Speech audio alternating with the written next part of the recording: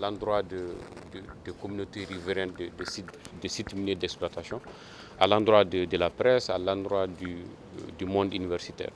En grande partie, c'est des activités liées à la communication autour des rapports, mais également d'autres activités comme la mise en place d'une plateforme numérique pour la divulgation systématique de données tant contextuelles que financières sur les secteurs extractifs. Globalement, elle est satisfaisante. L'ensemble des entités déclarantes ont transmis les informations. Nous avons atteint les seuils de signification qui sont requis, c'est-à-dire tous les paiements qui sont requis ont été déclarés.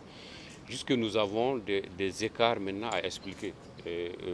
La problématique liée aux écarts n'est pas un problème en soi, mais c'est l'explication qui accompagne l'écart qui est surtout demandée.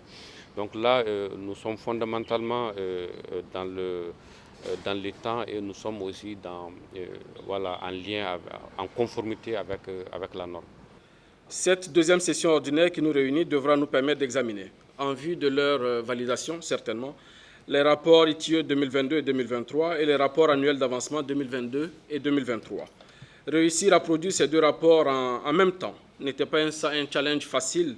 Nous nous sommes engagés lors de la première session à le faire et je voudrais ici saluer l'implication des structures de l'administration publique, des sociétés minières et la ténacité de l'administrateur indépendant et naturellement l'accompagnement dont il a bénéficié auprès du comité de pilotage pour que nous puissions maintenir ce rythme de production des rapports dont j'ai parlé tout à l'heure, malgré le contexte que nous connaissons.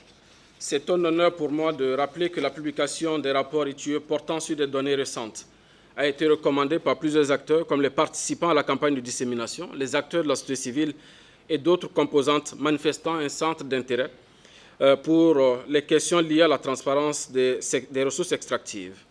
Au nom du comité de pilotage et au nom du ministre, je tiens à remercier le projet de gouvernance du secteur minier, le PGCM, grâce auquel la production des rapports a été possible.